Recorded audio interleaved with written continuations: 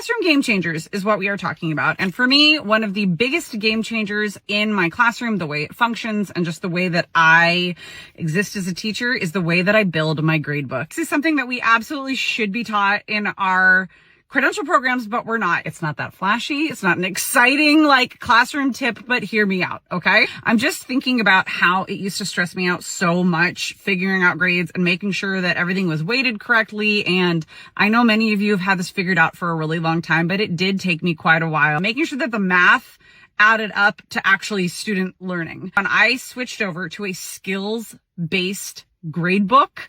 And I don't just mean skills-based teaching. I've always been doing that. Standards-based, skills-based, however you want to look at it, but skills-based grading, where rather than having merit based on the type of work that I was getting, homework, classwork, tests, and that sort of thing. Don't come for me if this is how you organize your grade book and it makes sense for you. I could just never get it to work properly. When I switched over to weighting different categories of skills based on the categories of standards that I have, so for instance, my English classes are 30% reading.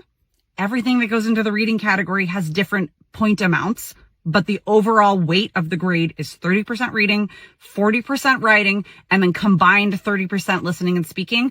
All of a sudden, it all became clear and things work so much more fluidly and things just make sense. So my best tip is to look at the skills that you have in your classroom, figure out how you're going to divide up those percentages and base your grade book that way. And then all you have to do is do point values. This feels like a 5.1 and this feels like a 20 point, whatever it is based upon the category that it's in. Let me know if this helps.